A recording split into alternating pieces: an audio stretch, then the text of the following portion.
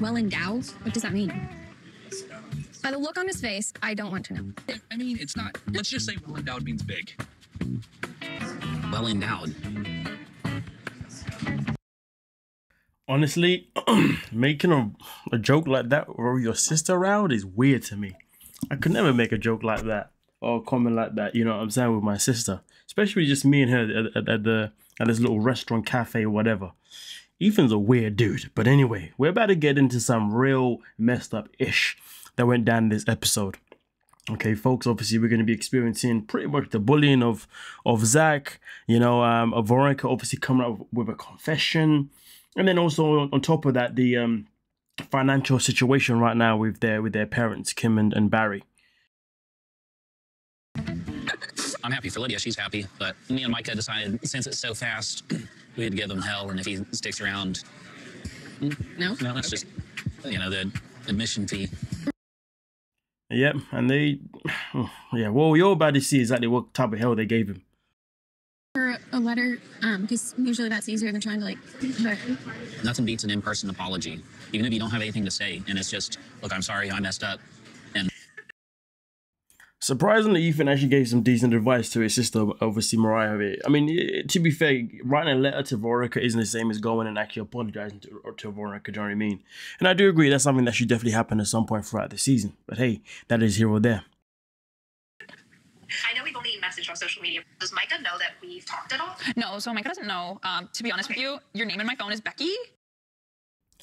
Well, we always know what happens when things like these start out, obviously, where people keep secrets. It always ends up turning out in, you know, in a very bad way. But to be honest with you, based on obviously what happened at the end of this episode, Micah really and truly won't be able to say anything towards Veronica for her keeping, you know, Becky, shall I say, has a secret. But we'll get into that one obviously more near down to the end of the video. But nonetheless, though, now we're gonna get into the financial breakdown that went, or meltdown, shall I say, of Kim. Relationship in jeopardy. No, I will take full accountability for that. This is my actions. This is my free will. There have been disagreements that Barry and I've had because I'm hurting financially. I made some bad decisions one night and I ended up getting a DUI. It's fine. You know, yeah, you know what? The main thing is nobody was hurt anyways. That's the main thing, isn't it? Fine, and no one else was involved in the accident, and not something I will ever repeat again. Couldn't drive for a year, or I don't know, many months. Prior to her saying that she couldn't drive for a year or many months, she also said that she had to pay obviously this fee and that fee as well. So right now, this is her literally just, you know, going through a meltdown of how life has financially, you know, shot her in the ass ever since, you know, the breakup with her and Barry. Because Barry is the one that's, you know, earned basically 10 times more than her, as she will state in this video. To be honest with you, as I was watching this scene, I was like, I don't know if she's trying to basically just gain sympathy from the audience so people can feel sorry for her. You know, that's the kind of vibe that I got. But also at the same time, generally she does need help from Barry. But yeah, we'll get there. Testing, community service. It was a lot. It was never a time that Barry came to me and said, you know, I see you're drinking. I see you got a DUI. Are you okay? Care about you as a person. And I'm just wondering, you know, we spent 25 years together. We had 10 kids together. I mean, to be fair with you, you know, obviously if I was married to someone, you know, and I'd been married for a very long time and we got kids together, yeah, if I saw that person going for a bad time and hear they got a DUI, I would definitely, you know, try and be there for them, say to them, hey, what's going on? Do you know what I mean? I would try, you know, just have a conversation with them to make them, or to hopefully have them in a position where they can feel better, especially given the fact that this person is the mother of my children. You know, I don't want my children to be losing their mother, you know?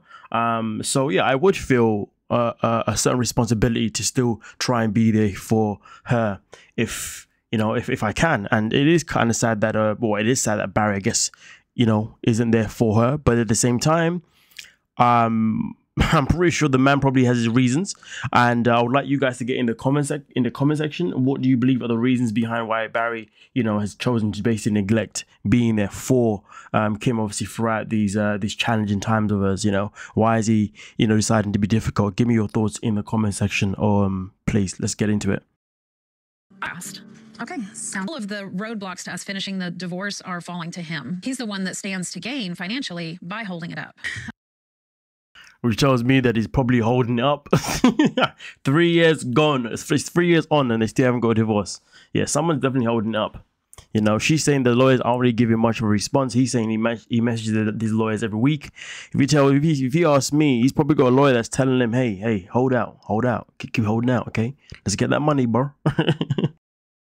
I'm renting a house. I'm paying for the girls to do taekwondo and all of those things set me back.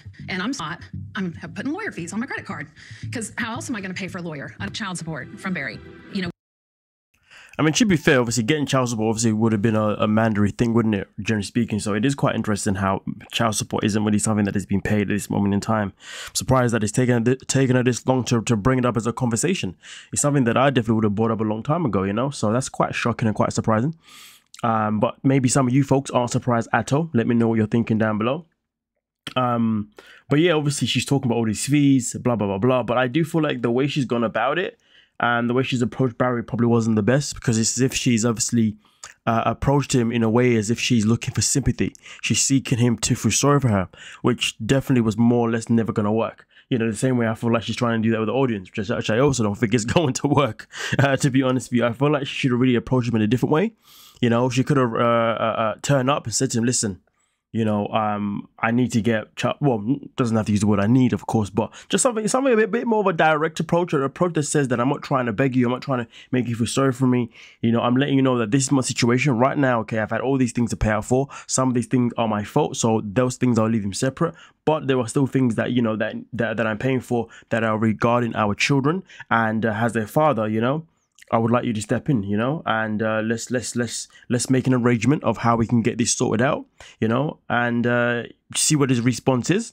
And of course, if the response isn't exactly what it needs to be, that's when you then go into the next phase and you can be like, okay, cool, that's fine. Well, then I'm gonna have to go through the process of getting child support off you. So obviously we'll do that. What we can do, we can easily do that the legal way, going through the you know, the process of applying for it, all that kind of stuff. So really and truly, she should just come at him and just affirm, like, listen, this is the situation, this is what I need, and made it specifically about kids. But the fact that she's sitting there talking about how, you know, I've got credit card fees for this, credit card fees for that, for things that's on her own accord, like the DUI, that's your fault. The divorce, I mean, end of the day, you know, you can't expect him to pay your lawyer fees for the divorce, you know what I mean? So the fact that she's trying to get him to give her money for so many things is ludicrous. It should really be focused on just, I need money for the kids. You know, and also maybe even be cheeky and say I need money for our property, you know, because she does go on in a second to mention potentially becoming homeless. So, you know, do you want your kids to be homeless? We have our dollar amount that both of our lawyers have said is a fair amount that he would end up paying child support. You know, you bring home 10 times what I do. On my end, I'm feeling pretty ambushed. The problem. At first, I was like, this guy's moving mad. What do you mean you're feeling ambushed? But then I thought about it and I said, to be honest, if I walked into a conversation like that where she's literally trying to gain sympathy of me, I would feel ambushed. It's the sympathy approach that she's going for, that's just not it. So I'd feel the same way, you know? You won't even talk to me. Like, I'm at the end of my rope. I don't know what I'm going to do. I could be homeless in less than a year. Well, then you better get your ducks in order. But yeah, no, you know, I've already said how I feel like she should have approached it, but hey ho. And he doesn't care. I walled myself off from Kim and everything that she brings to the table now. It didn't pass, and the lawyers are just going to handle things from here. And it is what it is. Let me know your thoughts down below. Do you think Kim could have handled it a different way, or do you think the way she did it was completely fine? Do you think the way I've suggested is a good way? Like, let me know your thoughts in the comments, please. But now we're going to get into Zach's first meeting pretty much with all the siblings in one hit, as well as some of the friends as well. That's what we did today. We went to the farm and met up with Kim. I'm excited. Especially with the lights up and tool in the tent, and so. I don't. So you notice, of course, as Zach is trying to communicate here, literally Ethan is laughing his head off because, you know, they're being disrespectful. Frankly, quite understand all the wedding planning stuff. You remember the choir, Ethan? The choir? Interesting. Huh? What? I mean, honestly, dick move. I know a lot of inside jokes are there, and, you know, there's only so much I can really. I'm a little bummed it got awkward. I just would love to be brought in on what you guys are laughing about. Definitely bring him in, but of course they're not going to do that because this is all for their own entertainment. And Ethan is the one that basically, you know, began this whole little thing, which is so sad and so annoying. You would think that he'd have more respect for his little sister, you know? I think. But that's exactly where it went to, and hopefully, obviously, Ethan learns to give, you know, Zach the benefit of the doubt, a bit more respect. I get it. The guy's marrying your sister and he's rushing the process, blah, blah, blah, blah. But there's ways of going around things, you know what I mean? But now we're about to come in for one hell of a bombshell. Because I can, and you can see why I'm so upset that you don't like you when you hurt me. You don't care. I'm going to run with it then. Micah's cheated on me several times.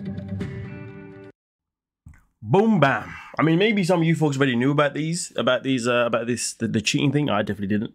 As I said last week, obviously, you know, I'm new to the TV show, you know, so I'm learning obviously as we go, and still doing a little bit of research here and there. But if there's anything that you guys want to add in, obviously to give me a bit more background, then please do that in the comment section. But as of this week's episode, man, this episode for episode 2 is quite explosive. To be fair, a lot went on. I feel like I should have made this in like 3 different videos, to be honest, to be focused on each aspect. But you know, we've got the cheating obviously situation that's been put out there, bullying kind of being put out there obviously towards Zach. You know, some of you may use a different word, maybe bullying is a strong word, I don't know. Give me your thoughts on that one. And then also, you know, Kim's financial cry.